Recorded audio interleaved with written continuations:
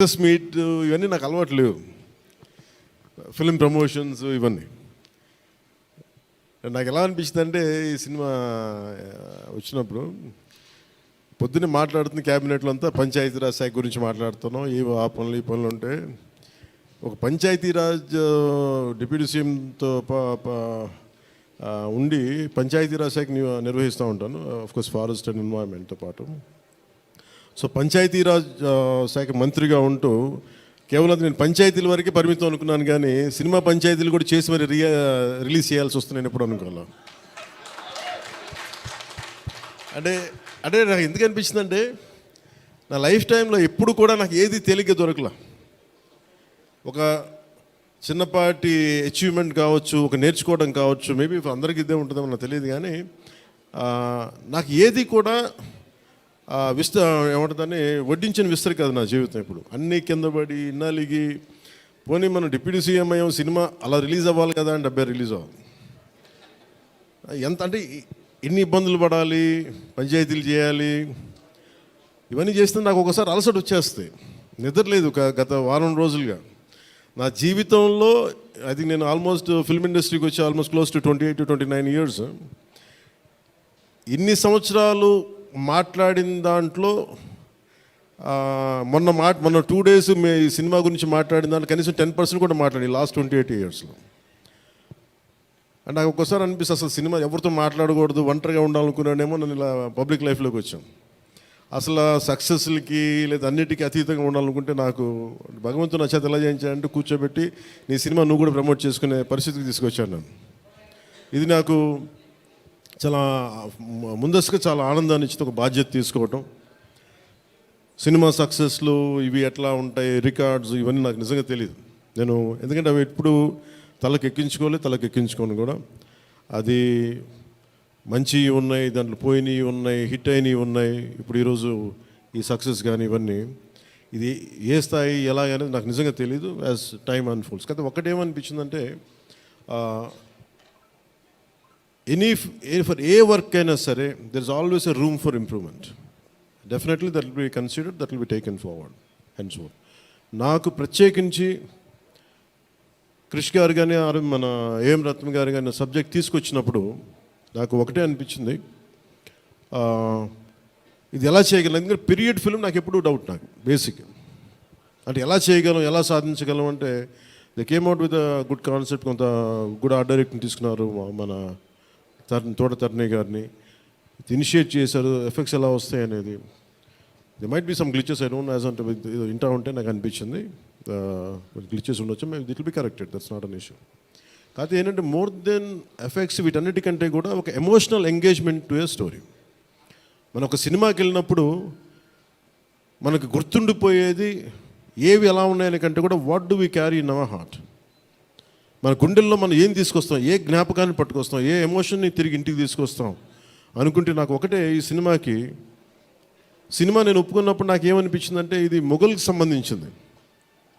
మన చిన్నప్పటి నుంచి స్కూల్స్లో చదువుకున్నప్పుడు always we hear about how Akbar is great, how Shahjahan is by creating Taj Mahal, how what an artistic personality, what an artistic emperor, what an aesthetic sensibilities on emperor.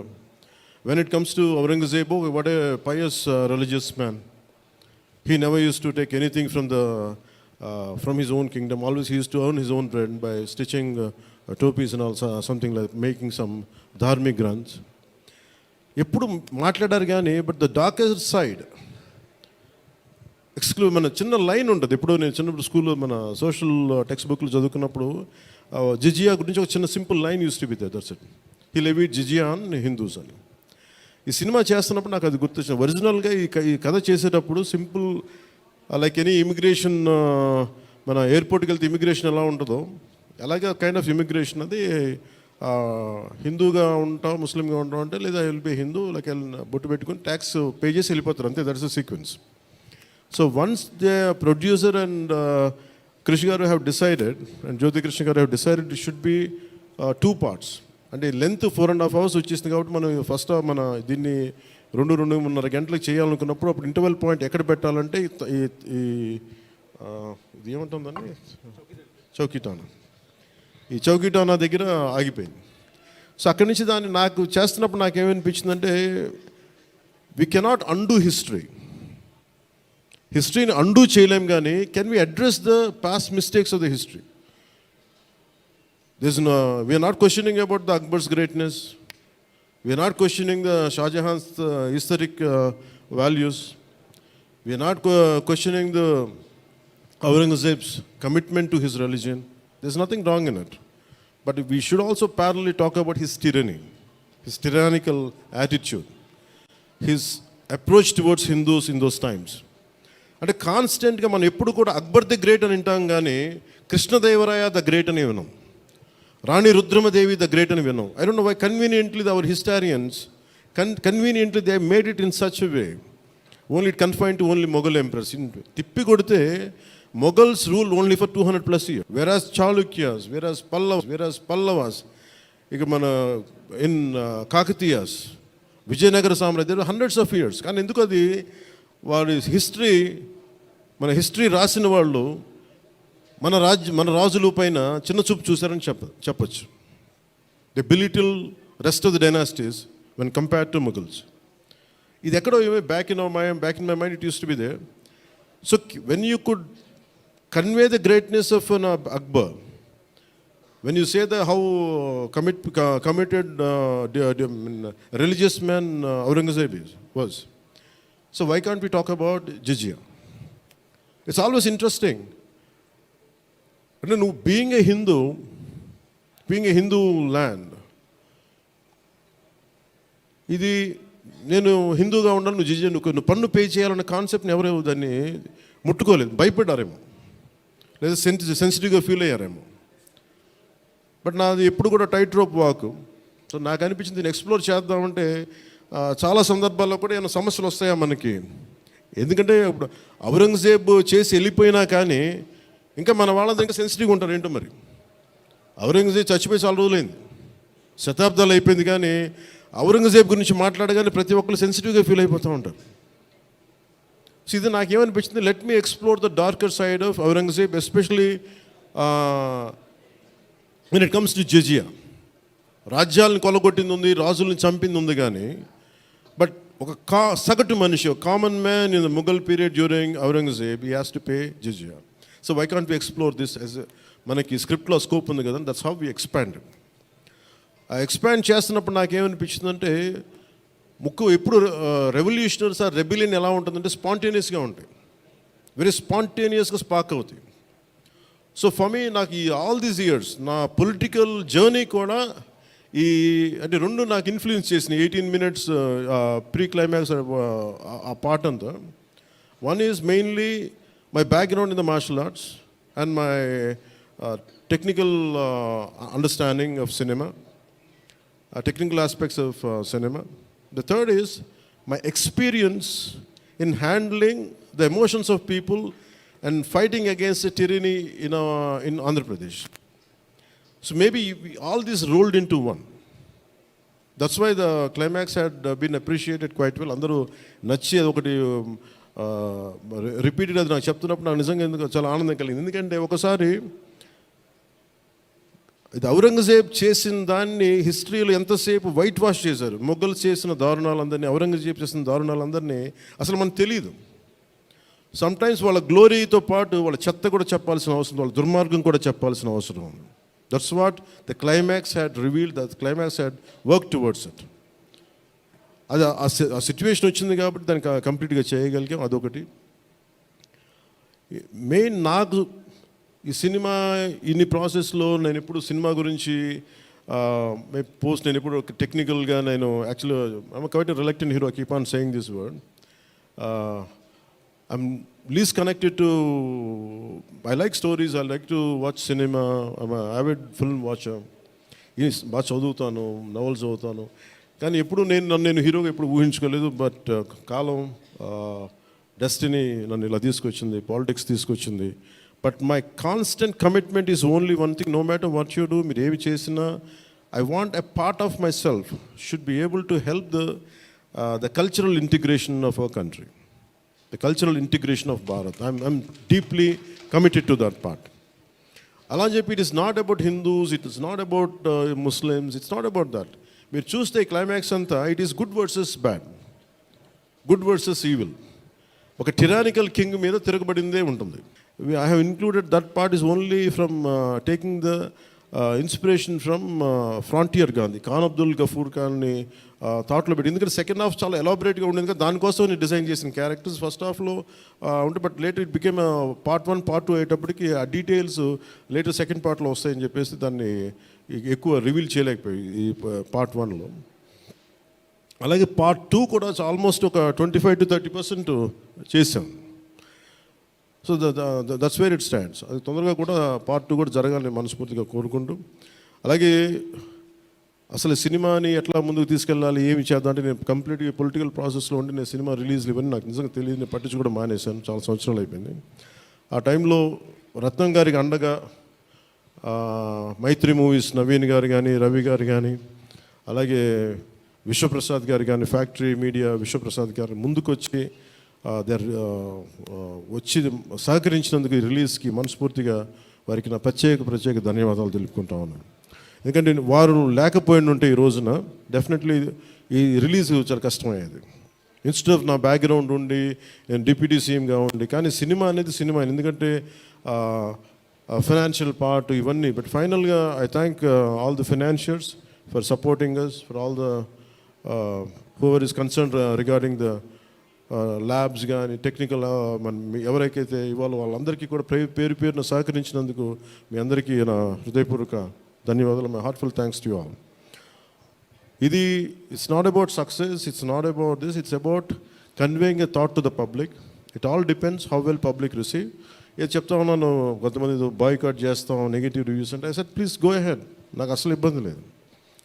ఎందుకంటే నేను road మీదకి వచ్చి నేను ఏమనుకుంటానంటే, చాలాసార్లు నేను సినిమాలు ఆడనివ్వు, నేను రానివ్వు అంటే, ఎక్కడో నెల్లూరులో ఉండి చిన్న వీధుల్లో పెరిగినోడిని, ఇక్కడ దాకా రావడమే గొప్ప. అలాంటిది నా సినిమాని ఆపుతున్నాను, నేను ఎంత స్థాయికి ఎదిగానో మీరు చెప్తున్నారు. నా గురించి నాకు తెలియదు, కానీ మీరు చెప్తున్నారు నా ఎదుగుదల ఎంత. ఎవడో ఒక హీరో ఒక సినిమా తీస్తే ఆ సినిమాని మిమ్మల్ని భయపెట్టేంత స్థాయిలో ఉందా? నా మీద కూర్చోబెట్టి ఒక క్విట్ ఇండియా మూమెంట్ ఇదేమన్నా, ఇదేనా క్విట్ ఇండియా మూమెంట్ లాగా? బాయ్గా అంటే ఏం చేస్తారు, చేసుకోండి అన్నాను. ఏం ఫరక్ పడుతుంది, ఏమీ తేడా పడుతుంది? నథింగ్. ఇవన్నీ చూడకుండా జీవితంలోకి వస్తామా? ఇవన్నీ ఇంతకుమించి మేము చూడలేదా? దెబ్బలు తినకుండా వస్తామా జీవితంలో? అందుకని ఇలాంటి తాటాకి చప్పులకి మీరు పదే బెదరు. ముఖ్యంగా నా అభిమానులకి మీకు చెప్తున్నా, ఈ మాధ్యమాల ద్వారా, ప్రసార మాధ్యమాల ద్వారా, ఈ మీడియా మిగతా మీడియా సామాజిక మాధ్యమాల ద్వారా ఈరోజు నేను ఇంత బలంగా ఉన్నానంటే మీరు ఇచ్చిన బలమే నాకు.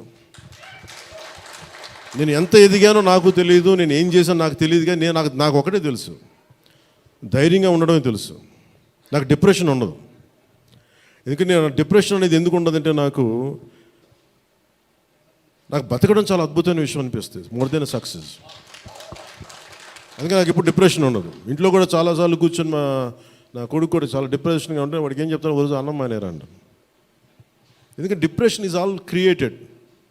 అలాగే ఇప్పుడు సడన్గా ఆయన ఎందుకు చెప్తున్నాను, ఎందుకు రెలవెంట్గా చెప్తున్నానంటే, సార్ మన సినిమా గురించి నెగిటివ్గా మాట్లాడుతున్నట్టే, అది నెగిటివ్గా మాట్లాడుతున్నట్టే మనం బలంగా ఉన్నామని అర్థం. మనం బలంగా ఉండబట్టే మన మీద నెగిటివిటీ ఉంటుంది. అలాగే ఔరంగజేబ్ని మాట్లాడగానే చాలామందికి బాధలు కోపాలు వచ్చింది, రానివ్వండి. సో మీరు ఒక మొఘల్స్ గొప్పతనం చెప్పినప్పుడు మొఘల్స్ చేసిన అన్యాయాలు అక్రమాలు కూడా చెప్పాలి కదా. That is got balance. That's what I believe in secularism. That's what it is called balance. అంతేగాని నేను కన్వీనియంట్గా కూర్చొని Aurangzeb the great, Mughals the great అన్నప్పుడు okay, Mughals also levied jizya, అది కూడా చెప్పండి. Then let me decide who is great or not. ఇలాంటివన్నీ నాకు ఐ ఫెల్ట్ సినిమా ఈజ్, అందుకని ఒకసారి ఈ సినిమా చేసిన biggest help, more than the success, more than the collections, more than the records, more than premier shows. ఒక premier shows ఏదో చెప్తా ఉన్నారు నిన్న, ఫ్యూ థౌజండ్స్, నాకు పెద్ద కౌంట్ తెలియదు, కానీ దాదాపు 30 crores, around 30 crores it collected yesterday అని చెప్తాను. Only you keeping track of all this? You have forgotten acting. Actors పని అంటే యాక్ట్ చేయడం కదా, కూర్చోమై కలెక్షన్ గురించి మాట్లాడుకుంటాం. నేను ఇప్పుడు దాకా అనుకోవాలా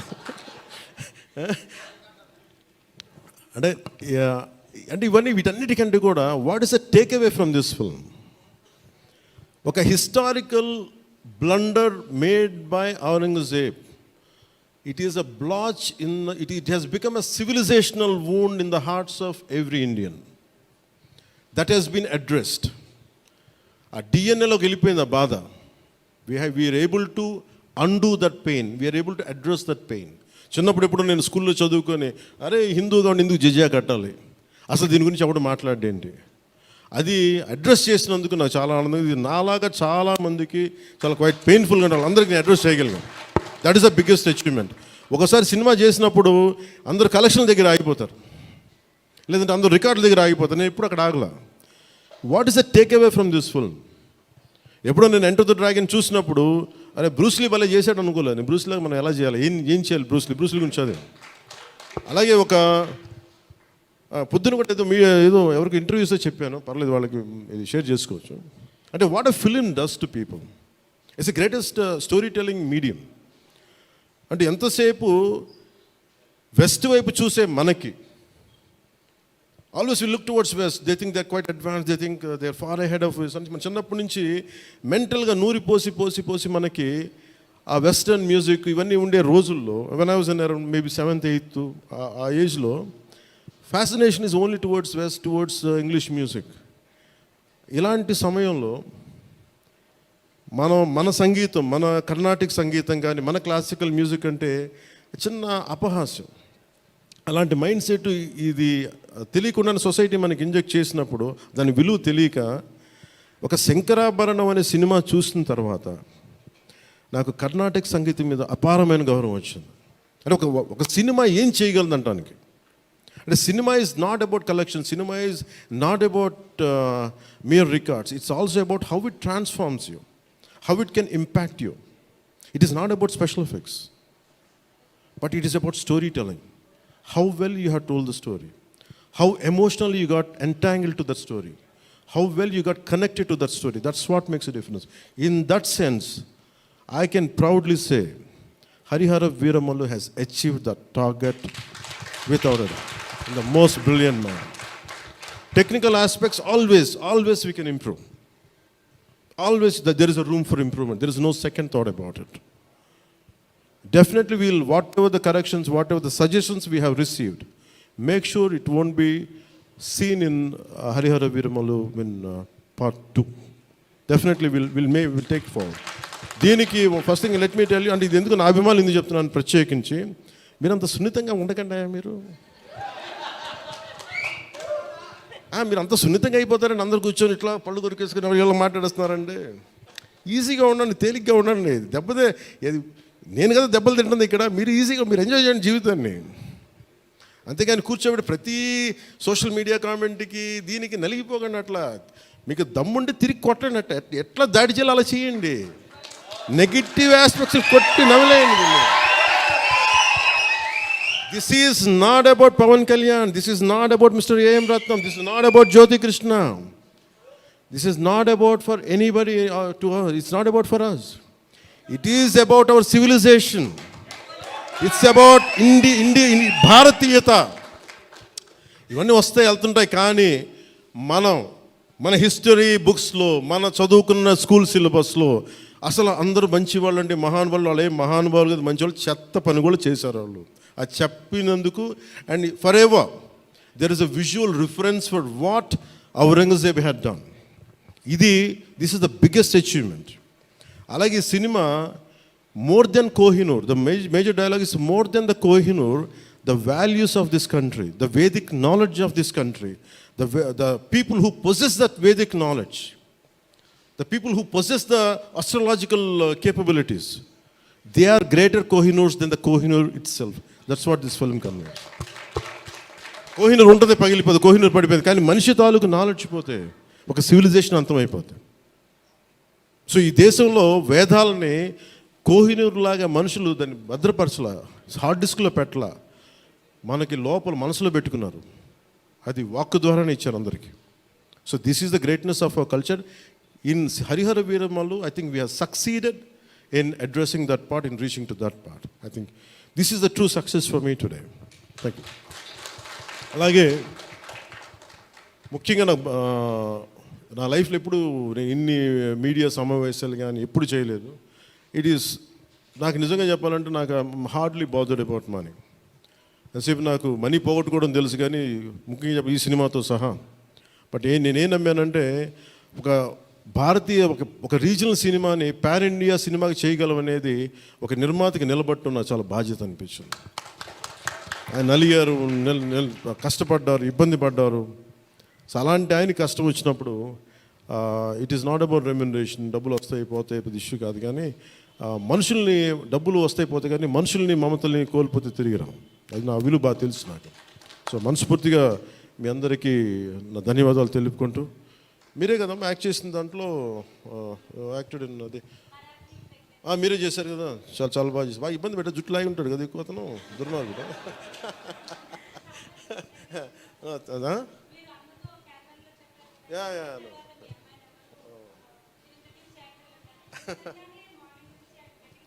Please come here. We'll take a photograph. Please come on. Please come on to the stage.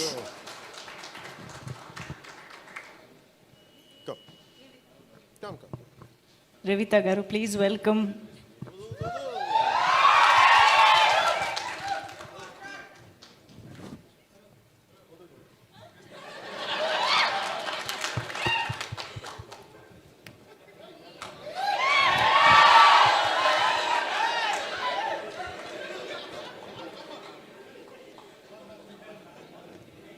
ఈ కన్ఫ్యూజన్ అటు వెళ్ళిపోయాను.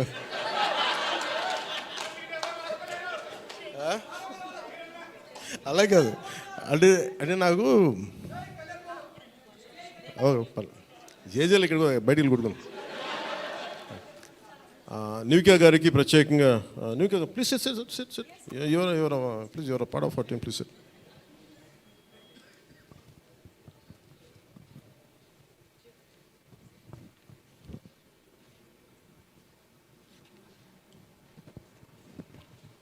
నిధి గారు, she is Nivika, she acted in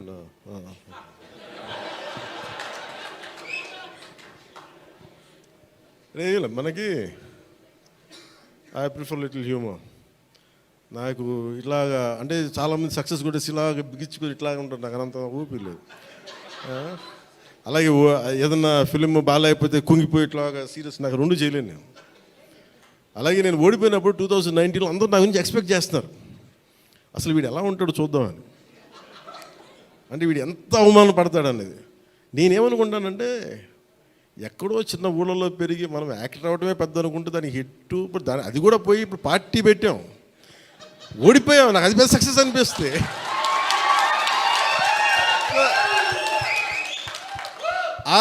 I truly enjoy my journey. It's not about success. I said ఒక అడుగు ముందుకేస్తున్నావా లేదా అనేది. అలా అడుగు ముందుకేసుకుంటూ వెళ్తేనే కదా ఈ రోజున కూర్చొని డిప్యూటీ సీఎంగా మీ ముందుకు వచ్చాను. అందుకనే ఏంటంటే ఇది నాకు చాలా అందరూ చాలా సీరియస్గా తీసుకుంటారు సక్సెస్ని. నాకు అట్లా అనిపించదు. అరే జీవితాన్ని సీరియస్గా తీసుకుందాం, బంధాలను సీరియస్గా తీసుకుందాం, మానవత్వాన్ని సీరియస్గా తీసుకుందాం. అందుకని మనస్ఫూర్తిగా నాకు ఈ అవకాశాన్ని ఇచ్చిన మీ అందరికీ పేరు పేరున ధన్యవాదాలు తెలుపుకుంటూ, especially for all our media friends and senior journalist, media houses, ప్రతి ఒక్కరికి మీ యాజమాన్యానికి, టు ఆల్ అవర్ అలాగే మిమ్మల్ని కెమెరామెన్ అంటూ నాకు చిన్న ఇంకేదో పదం ఉందని ఎత్తుకుతున్నాను, లేదు కదా పాప మీరే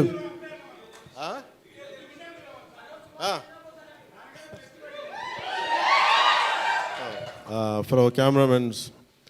అంటే ఏమవుతుందంటే ఇట్ ఈస్ ఇప్పుడు నేను అంతా పొద్దున ఎవరితో మాట్లాడుతూ ఉంటే వాటి సోషల్ మీడియా మాట్లాడుతుంటే నేను సోషల్ మీడియాలో ఎందుకు ఎక్కువ ఉండరు అది మాట్లాడుతుంటే ఆమె reluctant guide to coming to social media. నాకు అసలు ఇష్టం ఉండేది. 2016లో ఇప్పుడు 17లో వచ్చాను. అది ఏంటంటే social media something which either extreme love or extreme hated ఈ ఆసిలేట్ అవుతూ ఉంటుంది. There is no balance. మనం ప్రత్యేకించి నేను కోరుకునేది ఏంటంటే when it is a social media there is enough hatred, enough ఎక్కడ చూడండి భాష మీద కొట్టుకుంటారు, లాంగ్వేజ్ మీద కొట్టుకుంటారు, ప్రాంతీయత మీద కొట్టుకుంటారు. అరే we are all humans. By the end of the day hardly we live for 100 years. నిండు 100 ఏళ్ళని 100 ఏళ్ళు తిప్పి కొడితే అలాంటిది మనం కొట్టుకుంటా తిట్టుకుంటా భాషల మీద తిట్టుకుంటా, నా ఉద్దేశం ఏంటంటే let us be happy, let's be joyful. గొడవలు ఉంటాయి కానీ మరీ మనం చంపేసుకున్నంత తిట్టేసుకున్నంత గొడవలు కాకుండా let us not pollute the psychic atmosphere around us. That's all I can tell you. Thank you. Jai Bharat and Jai Hind. Thank you sir, thank you very very much. మీ మాటలు నిజంగా చాలా సూదింగ్గా ఒక థెరపీలా అనిపించాయి ఇవాళ. థ్యాంక్